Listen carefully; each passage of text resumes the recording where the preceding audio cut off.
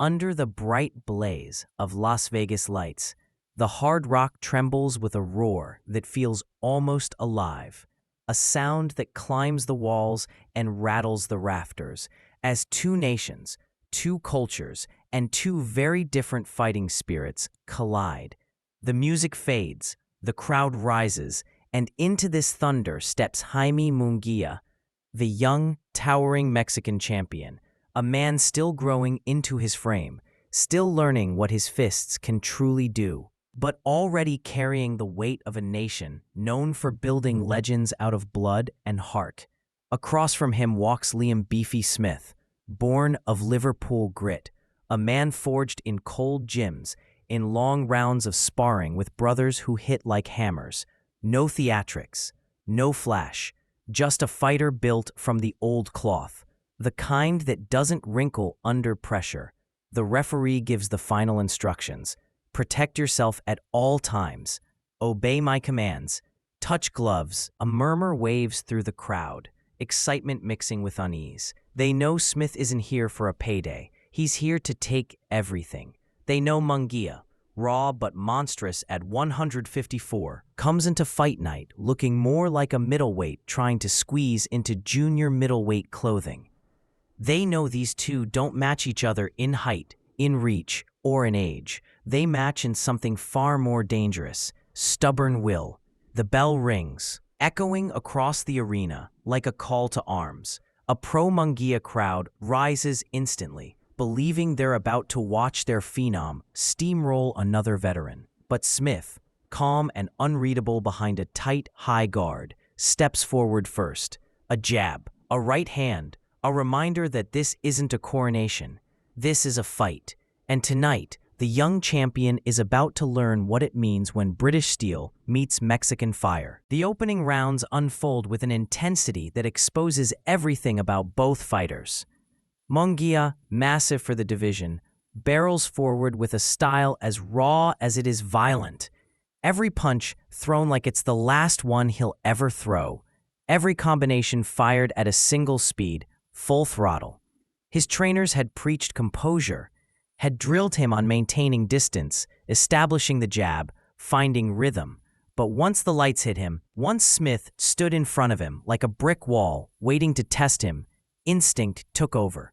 And instinct told him to throw heavy leather. Liam Smith, however, isn't the type to be bullied. He slips, rolls, steps back, then fires stiff jabs to the body, short hooks to the head, subtle counters that don't draw gasps from the crowd, but land with surgical precision. He watches Munguia closely, the young man's chin not tucked, his stance wide, his head straight up the center line, like a lighthouse beacon waiting to be struck by waves. A right hand from Smith lands early, sharp and clean, earning the first gasp of the night. Munguia takes it, blinks, and charges back with 3 and 4 punch combinations that slam into elbows, arms, and ribs. Even when blocked, the punches thud with a weight that makes the front row lean back. Smith smirks, a veteran smirk, the kind that says, "You hit hard, kid, but I've seen this before." Yet the danger is clear. Munguia is relentless, a runaway freight train with no brakes, and every time he digs hooks to the body, every time he steps in and rips an uppercut that grazes past Smith's chin, the crowd feels momentum shifting. Both men are settling into the fight, studying each other, testing each other. But there's no mistake. This won't be a patience match. This is two fighters meeting early in the trenches, and they both understand what they've signed up for. By the 4th round, the fight transforms. The feel-out is gone.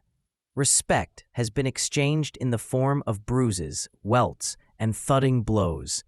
Munguia, gaining confidence, begins ripping body shots with a commitment seldom seen in fighters his age. Hooks that start at the shoulder and travel like sledgehammers crash into Smith's ribs, the sound loud enough to cut through the commentary. Smith tries to counter with sharp 1-2s, slipping and firing. But Munguia's pressure is suffocating. He doesn't walk inside, he storms inside. And when he gets there, his hands don't stop. The crowd senses a shift, Every time Munguia lands a left hook to the body, fans rise as if anticipating the moment Smith finally folds. But Liam Smith isn't a man who folds. He absorbs, adjusts, and fires back, catching Munguia with clean check hooks, sneaky counters, and perfectly timed right hands. At one point, he catches the young champion pulling back with his chin exposed and snaps his head sideways, reminding everyone that experience still counts. Yet Munguia marches forward unfazed, as if the punches only feed his drive. The middle rounds turn into a rugged chess match, a violent exchange of wills where every move comes with a price. When Smith lands a clean combination, Munguia answers with a bigger one. When Munguia traps Smith on the ropes, Smith digs to the body and pivots out like a man refusing to be cornered by destiny. Both fighters are visibly wearing down, sweat flying, breathing deep, chests heaving, but neither shows quit. The momentum shifts multiple times, back and forth across the ring, like two warriors testing the limits of each other's spirit. The Hard Rock Casino, once loud and rowdy, falls into a tense hush, broken only by explosions of cheers after every major exchange. The fight is reaching its boiling point, and something big is coming. It comes in the form of a brutal exchange near the ropes. Munguia corners Smith, unloading combinations to the body, then suddenly whips a sweeping left hook upstairs. It crashes against Smith's jaw, and for the first time all night, the Liverpool veteran's legs betray him. Smith drops to the canvas, the crowd erupting in a wave of adrenaline. The referee begins his count. 4, 5, 6. Smith rises, steady but clearly shaken. Munguia smells blood. He surges forward with the urgent hunger of a young champion who wants the highlight reel finish, who wants the statement knockout that announces him not just as a title holder, but as a force. Smith, however, refuses to crumble.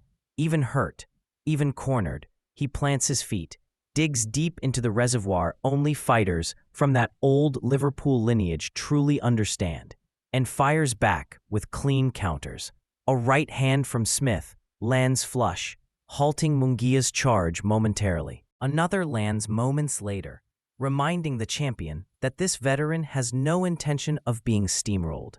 The crowd rises again, the tension tightening like a drum as the round ticks down. Even after the knockdown, Smith continues to show grit, slipping shots, firing back, refusing to let the moment define him. But Munguia's pressure remains relentless. His body shots take an accumulating toll, forcing Smith to guard low, opening small windows for those dangerous uppercuts. By the end of the round, both men look battered, not broken, but clearly shaped by the war they're enduring. As they walk back to their corners, the arena vibrates with electricity. The turning point has come and gone, but the fight is far from over. Smith is hurt, but unbowed. Munguia is surging, but reckless. And the final rounds loom like a mountain both men must climb with whatever they have left. As the late rounds begin, the fight takes on a deeper, almost emotional tone. This is where champions are tested, where conditioning becomes courage, and where strategy yields to pure resolve. Munguia, despite his youth, begins showing signs of fatigue, his pace slowing, his breathing heavier, his punches slightly wider. Yet he keeps firing, driven by adrenaline and the desire to prove himself worthy of the belt he carries. Smith, exhausted but still mentally sharp, tries to take advantage. He steps in with perfectly timed counters, touching Munguia with right hands he didn't see coming, forcing the young champion to reset. The ring becomes smaller as both fighters dig into close-range exchanges, their bodies colliding, their breaths audible, their gloves thudding against arms, ribs, and jaws. The referee repeatedly warns them about low blows, clinches, and roughhouse tactics, natural byproducts of a grueling war where both fighters' reserves are drying up. Smith's corner urges him to push, to take risks, to trust that Munguia is fading. Munguia's corner demands bodywork, telling him to chop down the tree, to break Smith's will. The crowd is now fully invested in every punch. Every missed shot draws sighs. Every landed hook sparks cheers. And beneath all the violence, something beautiful unfolds. Respect. Smith's courage forces Munguia to grow in real time, to become more composed, more patient, more mature as a fighter. Munguia's power and pressure force Smith to reach deeper than he has in years. The championship rounds feel like two men fighting not just for victory, but for validation. Smith proving he can still compete at the elite level, Munguia proving he deserves to be here at all. Each second is a test. Each moment is a battle within a battle. The 12th round begins, with both fighters standing in the center of the ring, staring at each other through swollen eyes, bruised ribs, and the fatigue of a long night's war. The crowd rises for one final time, sensing the end approaching like the final act of a grand drama. Munguia steps forward first, digging deep into his soul to fire combinations, jabs, hooks, uppercuts, all thrown with whatever strength remains. Smith answers in kind, refusing to back down, refusing to let this young champion have an easy finish.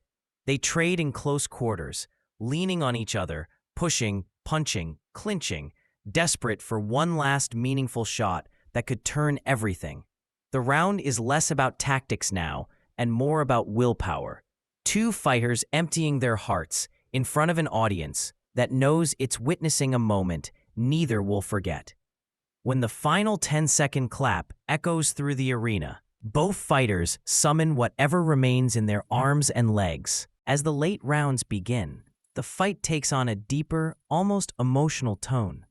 This is where champions are tested, where conditioning becomes courage, and where strategy yields to pure resolve. Munguia, despite his youth, begins showing signs of fatigue, his pace slowing, his breathing heavier, his punches slightly wider. Yet he keeps firing, driven by adrenaline and the desire to prove himself worthy of the belt he carries. Smith, exhausted but still mentally sharp, tries to take advantage. He steps in with perfectly timed counters, touching Munguia with right hands he didn't see coming, forcing the young champion to reset. The ring becomes smaller as both fighters dig into close-range exchanges, their bodies colliding, their breaths audible, their gloves thudding against arms, ribs, and jaws.